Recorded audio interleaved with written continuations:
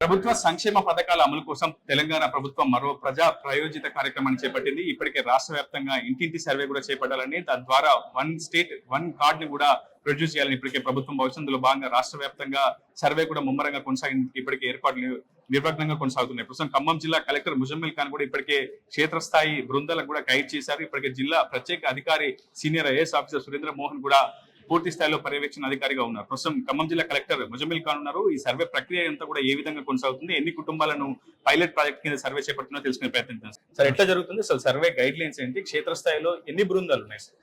So మనం ఇప్పుడు చేసేది పైలట్ సర్వే అండి. కుటుంబాలన్నిటికీ ఒక డిజిటల్ ఫ్యామిలీ కార్డ్ ఇవ్వడానికి మనం చేసుకున్న ప్రక్రియ. పైలట్ లో మనం నియోజకవర్గానికి 2 లొకేషన్స్ చూస్ చేయడం జరిగింది. రూరల్ ఒకటి, అర్బన్ ఒకటి.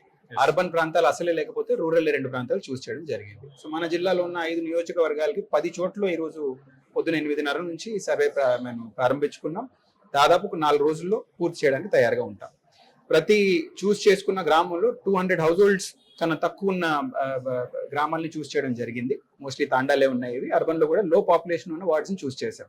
ఎందుకంటే సర్వే పైలట్ కాబట్టి తొందరగా పూర్తి చేసి దీన్ని వచ్చే ఇన్ఫర్మేషన్ నుంచి నెక్స్ట్ ఫేజ్ ప్లాన్ చేయడానికి. సో ఈ రోజు బృందాలు ఇంటింటికి తిరిగి 2 రకాలుగా డేటాను సేకరించడం జరుగుతుంది. మొట్టమొదటిగా ఆల్రెడీ వాళ్ళకి కార్డు ఉంది కానీ కుటుంబంలో మార్పులు అయ్యాయి, డెత్ అయ్యి ఉండొచ్చు, పెళ్ళయి కూతురికి ఎక్కడికైనా వెళ్ళొచ్చు. ఈ సవరణ చేయడానికి ఫార్మాట్లు తీసుకొని సవరణ కోసం వాళ్ళు ప్రక్రియను పెట్టుకున్నారు. రెండోది అసలే గమనించిన కుటుంబాలు కొన్ని, వాళ్ళకి ఫ్రెష్ నమోదు కోసం చేస్తున్నాం. సో ఈ 2 వివరాలు మనం సేకరించిన తర్వాత ఈ పైలట్ ద్వారా తర్వాత రేపు వచ్చే ప్రోగ్రామ్ లో కూడా ప్రతి పర్సన్ కి ఒక స్టేట్ ఇండివిజువల్ ఐడి, ప్రతి ఫ్యామిలీకి ఒక ఫ్యామిలీ ఐడి అనేది మనం నిర్ధారించగలం. దీనివల్ల మనం ఏ ప్రోగ్రామ్ పెట్టుకున్నా రేపు గవర్నమెంట్ కి టార్గెటింగ్ అనేది, అంటే కరెక్ట్ లబ్ధిదారికి కరెక్ట్ అమౌంట్ కరెక్ట్ టైంలో అందాలంటే ఈ ప్రక్రియ సక్సెస్ఫుల్ గా మనం నడిపిస్తే రేపు టార్గెటింగ్ ఈజీ అవుతుంది. కాబట్టి మనం ఇది చేస్తున్నాం. రేపు హెల్త్ బెనిఫిట్స్, రేషన్ బెనిఫిట్స్ ఇవన్నీ అటాచ్ చేస్తారు అని చెప్తున్నారు, కానీ అది రేపటి నిర్ణయం. ఇప్పటికీ కేంద్ర ప్రభుత్వం ఆధార్ అనే ఒక యూనిక్ సర్వీస్ ఐడిని కూడా ప్రతి ఒక్క మెంబర్ కి ఇచ్చింది. సో ప్రత్యేకంగా ఈ స్టేట్ ఇస్తున్నటువంటి ఈ కార్డు ద్వారా ఇలాంటి పథకాలు కావచ్చు, ఇలాంటి సంక్షేమంలో భాగస్వామ్యం అవుతాడు సదరు ఆ కుటుంబం కావచ్చు, కుటుంబ సభ్యుడు కావచ్చు. ఏ గవర్నమెంట్ ప్రోగ్రామ్ లో అండి మాకు వచ్చే లాస్ట్ మైల్ ప్రాబ్లం ప్రతిసారి టార్గెటింగ్ ఉంటుంది. ఇప్పుడు వరదలు కూడా చూసాం.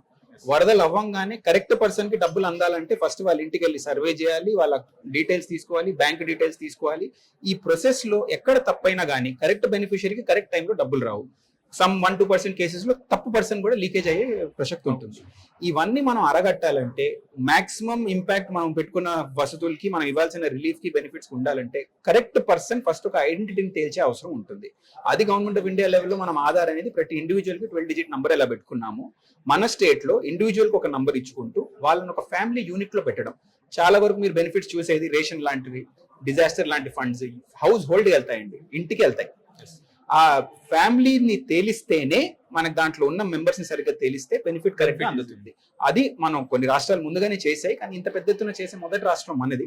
సో ఆ దాంట్లో మనం పైలట్ లో ఫస్ట్ ఫేజ్ మనం స్టార్ట్ చేసుకున్నాం. ఇప్పుడు ఈ పైలట్ ప్రాజెక్ట్ లో ప్రత్యేకంగా ఏదైనా యాప్ డిజైన్ చేశారా, లేదంటే ఏదైనా వెబ్సైట్ లో అప్లోడ్ చేస్తున్నారా, డేటా కేవలం ఆఫ్లైన్ డేటాను మాత్రమే సేకరిస్తారా? డిజిటైజేషన్ అనేది అవుతుందంటే, కానీ గవర్నమెంట్ నిర్ణయం ఏంటంటే మనం కొన్ని రిమోట్ ఏరియాస్ కొంచెం అటువంటి చేస్తే ఫాస్ట్ గా అవుతుంది కాబట్టి, ప్లస్ ఇల్లు ఓన్లీ 200 ఉన్నాయి కాబట్టి ఫిజికల్ గా చేయడంలో పెద్ద కష్టం లేదు. ఫిజికల్ గా రోజు సాయంత్రం తీసుకొని డిజిటైజ్ చేసి మళ్ళీ స్టేట్ కూడా పంపిస్తుంటాం. So day to day there is monitoring from the state level also. But however as is ఇప్పుడు మేము ఫిజికల్ ఫామ్ లోనే చేస్తున్నాం, బికాస్ యాక్యురసీ ఎక్కువ ఉంటుంది ఇప్పుడు చేస్తే. సో ఇప్పుడు సర్వే కొనసాగుతుంది. మరోవైపు రేషన్ కార్డులను మళ్ళీ అప్లై చేసుకోవడానికి అవకాశం ఉందా, లేదంటే ఈ ప్రక్రియ తర్వాతే మళ్ళీ రేషన్ కార్డులపై క్లారిటీ వచ్చే అవకాశం? These are not linked procedures అండి. రేషన్ కార్డ్ అనేది కంప్లీట్లీ సెపరేట్ వ్యవస్థ. అది ఇప్పుడు మనం ఫ్యామిలీ ఐడికి, ఇప్పుడు ఆధార్ కి రేషన్ కార్డ్ కి లింకేజ్ ఉంటుంది, కానీ ఒకటి ఉంటేనే ఇంకోటి వస్తుంది అనేది గ్యారంటీ ఎక్కడ లేదండి. It is proof of identity, proof of family identity. ఈ 2 సెపరేట్ ప్రోగ్రామ్స్. అది అలాగే నడుస్తుంది, ఇది ఇలాగే నడుస్తుంది. సో ఖమ్మం జిల్లాలో ఎన్ని పైలట్ ప్రాజెక్ట్ కింద ఎన్ని సెంటర్స్ ఎంపిక చేశారు, ఎన్ని బృందాలు ఉన్నాయి? సో దీంట్లో మనం 10 సెంటర్లు టోటల్ గా స్టార్ట్ చేసామంటే 10 సెంటర్లో దాదాపు 9 మనకి పాలేరు నియోజకవర్గంలో ఒక మున్సిపాలిటీ లేదు కాబట్టి 2 రూరల్ చూస్ చేసాం. మిగతా నియోజకవర్గాలన్నింటిలో ఒక రూరల్ ఒక అర్బన్ సెంటర్ చూస్ చేయడం జరిగింది. దాదాపు టోటల్ గా మనం చూస్తే మనకి అరౌండ్ 2500+ హౌస్ హోల్డ్స్ కి మనం ఇప్పుడు సర్వే చేస్తున్నాం టోటల్ అక్రాస్ కాన్స్టిట్యుయెన్సీస్.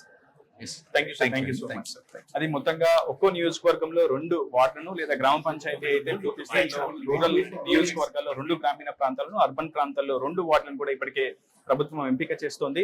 పూర్తి స్థాయిలో పారదర్శకంగా పైలట్ ట్రాక్ లో భాగంగా మొత్తం 2700 కుటుంబాలను పైలట్ ట్రాక్ కింద సర్వే చేశారు. ఆ తర్వాత ఎటువంటి సవరణ చేయాలి, ఈ విధి విధానాల్లో ఏమైనా మార్పులు చేర్పులు చేయాల్సి ఉంటుందా, కుటుంబాన్ని ఏ విధంగా నిర్ధారించాలి, కుటుంబాన్ని నిర్ధారించిన తర్వాత ఎదురయ్యే సమస్యలు కావచ్చు, తప్పొప్పులు కావచ్చు, మార్పులు చేర్పులు వంటి అంశాలపై పూర్తి స్థాయిలో అటు తెలంగాణ ప్రభుత్వం నివేదిక కూడా తీసుకుంటుంది. క్షేత్రస్థాయిలో ఖమ్మం జిల్లా ప్రత్యేక అధికారి, సీనియర్ ఐఏఎస్ అధికారి సురేంద్ర మోహన్ కూడా ఇప్పటికీ ఈ అంశంపై పర్యవేక్షణ అధికారిగా ఉన్నారు. ఖమ్మం జిల్లా కలెక్టర్ ముజమ్మిల్ ఖాన్ కూడా క్షేత్రస్థాయిలో పర్యటిస్తూ కుటుంబ సర్వే ప్రక్రియ ద్వారా పూర్తి స్థాయిలో డేటా సేకరించి ప్రభుత్వానికి అయితే అందజేయబోతున్నారు. అసలైన తొలి వెలుగు.